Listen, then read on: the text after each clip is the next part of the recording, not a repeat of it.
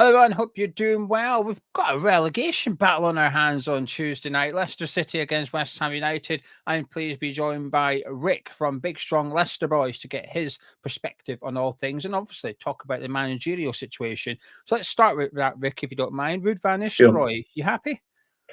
I am actually. I wanted him in the summer when Maresca left and he was linked. And it's funny because he's not got a lot of experience in terms of first team managerial. He did one season at PSV and left, I think, 1 or 2 games before the end because he'd fell out with the board, which I'll come on to because I don't actually think that's a bad thing, whereas I think some of our fans think that's a red flag. But I actually liked what he'd done in the sort of academy teams at PSV and their young, PSV young, which is like the equivalent of like a reserve sort of under 21 team. I like how he didn't just use his name and go straight in as a coach and manager. He worked his way up, did a couple of assistant manager stints with Holland. But yeah, he's not rushed straight in. And I think it took some convincing for him to actually take the PSV job. I don't think he was like desperate, which you could say is that a person who actually wants to be a manager and therefore might not have the intensity. But I think he showed enough in that spell at PSV. They were running Arne Slot's Feyenoord side in the first half of the season, but Madueke and Gakpo were sold in the January window and they didn't replace them. And that's what culminated in him basically thinking he was not being backed and left. They still won the equivalent of the FA Cup in Holland and the equivalent of the Charity Shield. But that season, they beat every one of the better teams, so Ajax, Feyenoord, a couple of others. So, yeah, there's not a great deal to go on that. So you're probably going on right. It's Ruud van Nistelrooy from remember him as a player who used to bludgeon teams left, right, and centre. Certainly Leicester. He looks the absolute bollocks in a roll neck jumper, which is another tick when you've had Steve Cooper in a tracksuit. And then, that season at PSV. So, it's high risk, high reward, hopefully. But I like those choices. We did it with Maresca and it paid off. Sadly, he left. It just feels like a bit of a Leicester appointment rather than going for a safe pair of hands, which I don't think necessarily it doesn't work for Leicester. It doesn't. We've seen it with trying to buy Premier League proven players. They're always a disaster. And I think the same with managers. So, I don't know. The fan base didn't take to Cooper and it was really flat and just maybe a little bit of life in it, even if it doesn't necessarily go to plan. I'd rather that than carry on with what we were seeing. Yeah, I'll be honest with you, I'm pretty clueless on Leicester City in the last few months. I try and learn as much as I can about every team for this purpose. And I feel quite comfortable discussing 18 of the Premier League clubs, but you're definitely one of the two where I knew everything about you until you got relegated. Then I sort of switched off for a year. You come back and a lot's changed in that short space of time. So I would like to go back to the summer then. You said that you were linked to Ruud. Why did he not come? Did he not want it or did you not want him? What was the... So, I mean, it's come out recently that he wanted the job in the summer and that we considered him. I really don't know because this is what doesn't make a lot of sense. I was under the impression that we obviously wanted Graham Potter. We've courted Potter countless times and he's mugged us off every time saying he doesn't want it, even after having a lot of talks. So I just presumed, okay, we wanted Potter, couldn't get him, and Cooper was basically the only one that really wanted it. At that point, we were looking very likely that we'd breach PSR for the season we got relegated in 22-23 and that we were, all intents and purposes, going to get a points deduction. So it was difficult to get a manager to come in when they got that threat. But no, turns out that Ruud wanted it. And for whatever reason, I don't know. I don't know why. And what's come out in the last week or two, it sounds like Top, our owner, he was not sold and convinced on Steve Cooper, but went along with it, probably with our director of football, John Rudkin, and Top's the one that's acted, got rid of him, and perhaps he was considering Van Nistelrooy in the summer. But if it pays off and works and we stay up and he can build, fine. But if it doesn't, but it looks like it possibly could have done had he joined in the summer, we spent 80 million in the summer on players that some of them suspect. Why not give it him in the summer? I really don't know. So that's a strange one. But yeah, it doesn't surprise me that from the outside looking in, fans might not know a lot about us again, even though we were only out of it for 1 year, because a lot has changed. And I mean that's where a lot of this sort of apathy stems from. We should never have got relegated in the first place. To get relegated from where we'd got to is disgraceful. And I think that's the hardest thing for a lot of fans still to overcome now, to forget. It's difficult. Yeah, I mean, I remember being incredibly jealous of you when you won the league title, and you're like, wow, they've got it all now because of the amount of money come flooding in, and you had players that were worth, that you spent peanuts on, that were now worth tens of millions. You thought, this is a real 1 in a million type thing. This never happens. What an opportunity for Leicester City to establish themselves as a big player in the Premier League. And it just sort of was a downward spiral. But I think you captured the neutrals' hearts a little bit as well in that season. I felt like the whole country was rooting for you to go and do it.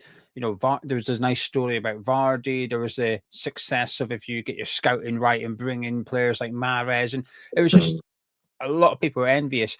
And you just sort of went backwards bit by bit and slowly. And in the end, it was also almost inevitable that you'd get relegated, but you went from this like club that the outside looking in, it was so well run, and you're like, can we be like Leicester City, please? And that team's now Brighton. You go, can we be a bit like Brighton, please? How they go? But you used to be the Leicester, you used to be the Brighton. Sorry, it's like, who's the guy responsible for scouting N'Golo Conte and Riyad Mahrez? Can we get him to do? Can we do what Leicester are doing? So you really fell from grace over the last few years, and massively. Yeah, I'm still a bit jealous because you still won a bloody Premier League title and you won the FA Cup. So I've still got some form of jealousy, but I do think you almost had this opportunity and you've blown it completely. So what has happened? Well, you're right. I mean, no, let's have it right. No other team outside the obvious in the modern era, in the last 30 years when the Premier League been in existence and longer. We even before, like in the 90s, we won a couple of League Cups, got relegated again, absolute calamity. Come back, all Leicester are a social experiment in my mind. I'm convinced there's a higher, but I'm not religious in any way, but I'm convinced that someone's pulling the strings, because it defies science, some of the muck that we do, both good and bad, because you then get us winning the title with Ranieri, who had got sacked for losing home and away to the Faroe Islands for Greece, and the likes of Vardy just, making shin splints and playing in like the 8th tier or whatever. And then almost getting relegated the following season, and having to sack Ranieri less than 9 months after, which was very unpopular, but had to happen because we were going to get relegated. Went on that run to the Champions League in the backdrop of that still, and was unlucky against Atletico to possibly get through to the semis. And then rebuilt a little bit. Claude Puel era wasn't great on paper, like as in on results, but he did a lot of hard work behind the scenes, sort of getting rid of the old guard and developing some players and bringing the likes of Madison and Ricardo Pereira, etc., and Soyuncu. And then Brendan Rodgers came in, inherited that, and did extremely well. We were upset we finished 5th 2 seasons on the spin on the last game of the season, dropping out of the top 4, having been in it for the majority of both seasons. And, we should have got top 4. And I think it was a failure not to do so, not at the start of the season, but to be in there the whole lot and then drop out. It was, the alarm bells are ringing there in the character. Obviously, at the same time, in that second season in 2021, we won the FA Cup. So we still succeeded, and first time we've ever won the FA Cup in our history. So, can't really criticise too much. But then from there, in 2 years, relegated. And Brendan Rodgers completely to blame for a lot of it, as well as the board facilitating that, paying too much in wages, transfers. He brought in his mate Lee Congerton from Celtic, who didn't do well. Somehow got a gig though at Atalanta after us. So there was a lot there. Perfect storm, really. We had our wage bill was too high because we were rewarding players for succeeding. Fair enough. But if you don't move those players on, and it bottlenecks, and that's what happened. And we financially snookered and couldn't sign anyone the summer of 22-23, and then just spiraled. Yeah. Waited too long to sack him. Had to pay him off a fortune. So a lot of anger and bitterness still there from the fan base because it should never have happened. Understandably. I like context, so let's apply a little bit of it quickly. When you got promoted, you still had Maresca. I felt like he left to Chelsea quite early in the summer, but in that period, were you confident when you maybe hoped to have him as manager going into the season? Were you confident you'd stay up? Yes, but there was also that little bit of concern that the style of football that Maresca deploys is very, very possession-based, playing out from the back, setting traps, which is admirable, and when it works, it's sensational. But we got caught out a number of times in the Championship against inferior attacks and teams, and there was a feeling that if we are as stubborn as that in the Premier League, we could get taken apart. And we've seen it with Burnley the season before, and we're seeing it to a certain extent with Russell Martin at Southampton. Now, we were slightly better than them last season, beat them home and away 9-1 on aggregate. We were like the perfect team to play against them because we switched it up a bit. We went counter-attack then. It was the few occasions that he actually did that. So there was enough signs there that, no, he would, like where he needed to, he would play a different way. So I think we'd be on more points now than we are if Maresca had stayed. We certainly would have signed different players to what Cooper did. So, yeah, there's a frustration that whilst I understand why he went, because it wasn't just the potential points deduction. He had a lot of frustrations with the club already, with those off the pitch in the boardroom. He was calling for change. And I think a lot of our fans backed him up on that because we're disillusioned with board members that basically kept their jobs after the relegation. It doesn't matter what happens; they're never performance measured.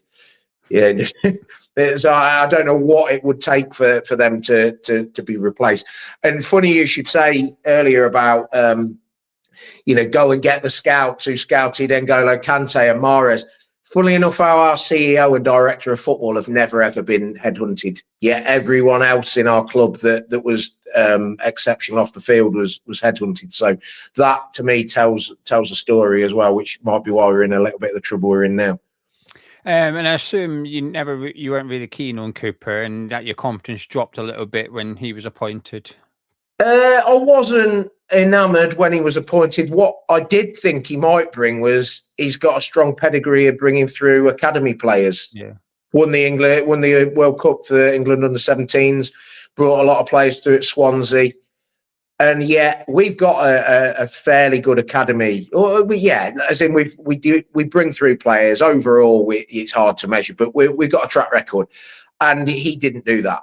And okay, he's fighting Premier League survival, so I'm sure he's got his reasons, but that was the one thing I was willing to get behind him on, and he didn't. So it was very difficult to back him, and it fell apart quickly.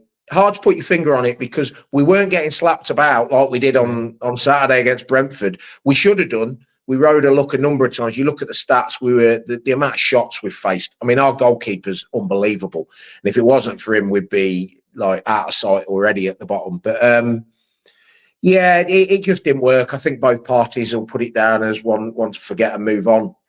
Wish him all the best in the future, obviously, but just didn't work. And today, do you reckon you're going to do it? You're going to stay up?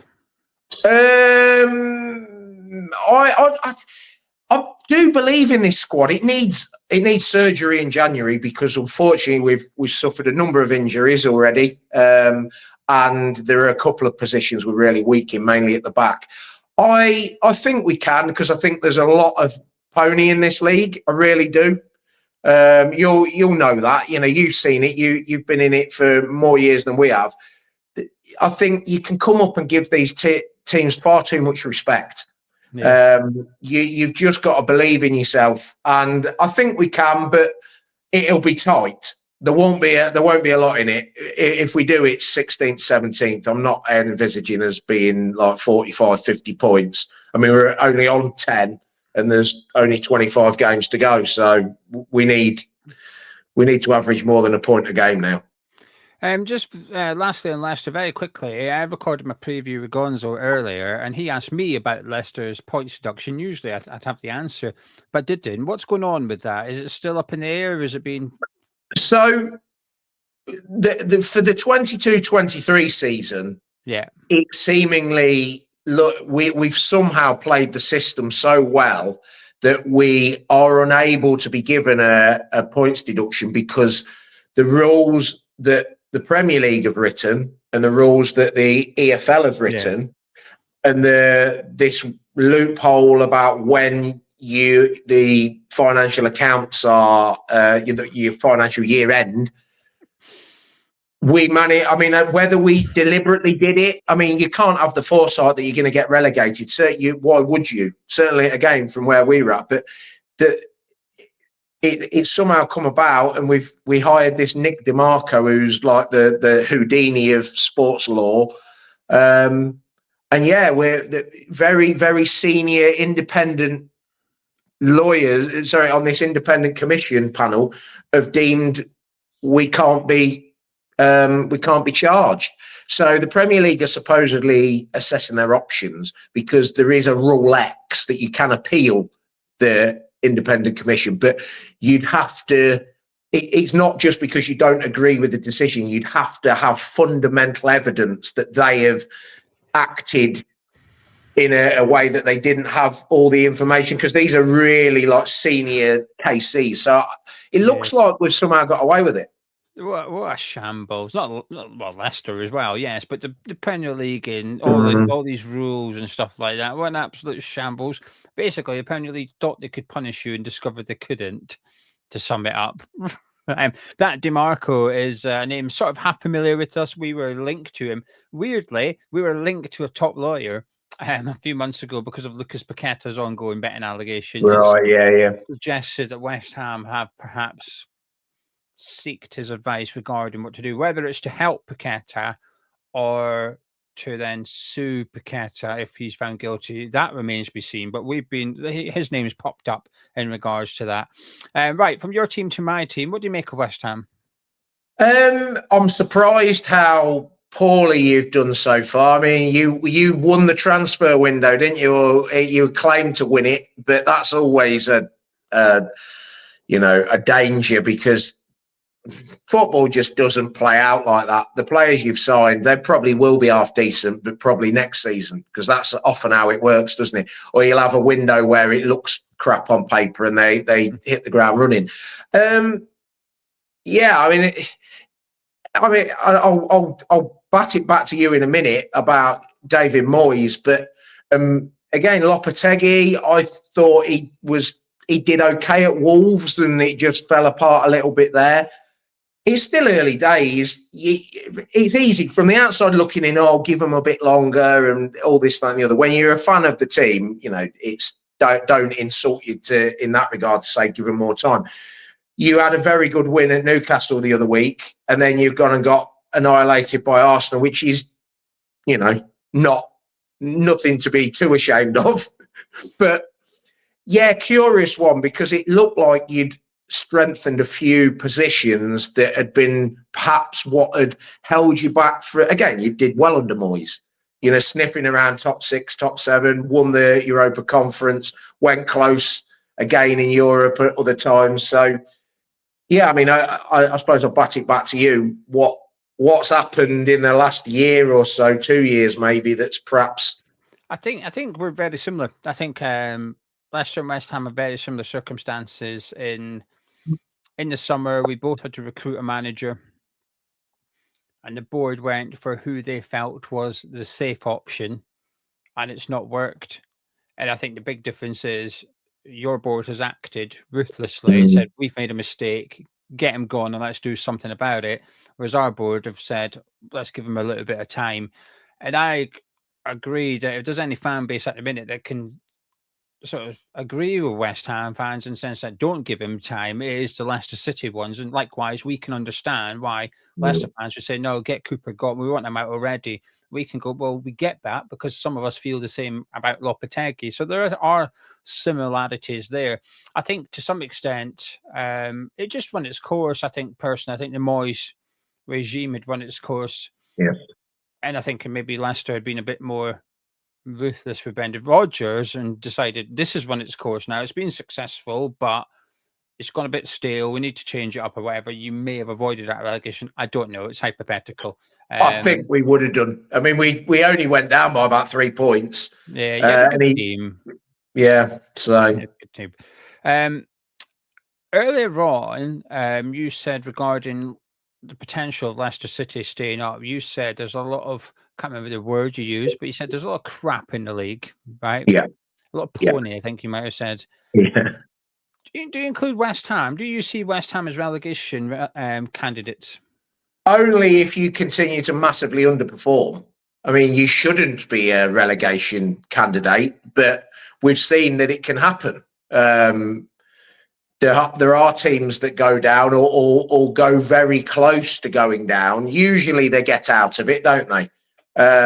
We didn't, but I think it'd be very surprising if you did. Obviously, let's say you got 35, 36 points this season and stay up. That's not satisfactory to you. There won't be a lot of celebrating going on. No. So whilst you're probably not really in any danger of going down right now, why would you even think, well, we're not going down yet, so we'll see what Lopetegui's like? No, because you're better than that, you should be acting now on that. Because it's not, when you're in that, you probably benchmarks 45 points anyway, but you're like, well, we're probably not going down yet. So that's like you're a 55, 60 point team, I think, minimum. Yeah. Okay, it doesn't take a lot to drop that off to 40 and like run it close a little bit, but no, I wouldn't. I'd put someone like Palace, who again had a very good back end to last season under Glasner. They could struggle all season and not get out of it, because I just think their squad, whilst again there's some real talent there, they've also lost Elise and Anderson at the back, and some of it just looks like they're missing a little bit in some of their structure. But no, I don't know. I mean, maybe some of your fans might be fearing that you could if you don't act, but I think we're fearing this run. So we've got you on Tuesday, then we've got Wolves, and then we've got Bournemouth, then we've got Brighton and Southampton. And if you don't pick up a lot of points in that run, I think that's when we'll start to get a little bit nervous. I think this game in particular, we get beat on Tuesday. I think it's easier to make the case that we are in a relegation battle than to make the case that we aren't in a relegation battle, if this makes sense. I think this is a big game for both teams and both managers as well. And with that said and done, Rick, what are you expecting on Tuesday night? How are you feeling? I mean, after yesterday, a little bit concerned. Ruud didn't take control yesterday. He was in the stands, horrified by the looks of it, next to our owner and director of football. But he's then only had a training session today with the players that didn't start. He'll have a little something or other with the rest of them tomorrow, and then it's the game. You'd hope that we'll create enough atmosphere for the first time this season, potentially. Well, no, because there was a few early games that under Cooper, it was pretty good. We need a result. We've been really scrabbling around for the last 5 or 6. After beating Bournemouth and then winning away at Southampton, we've really struggled. We've only got a point since then, and that was fortuitous. We need to take advantage of you coming off the back of a heavy defeat and also being in disarray. So, honeymoon period, I'd hope we can pinch a win, but I'm not massively confident, if I'm honest. But we need it. So Well, crystal ball time, Rick. Can I get a score prediction, please? 2-1 either way. I'm going to say 2-1 us. Yeah, 2-1 Leicester. Back your own team. I love that. Right, Rick, thank you very much. Thank you for joining me. I appreciate it. That was very informative. I've learned a lot, actually, and I'm not even just saying that. My knowledge on Leicester hasn't been up to scratch recently.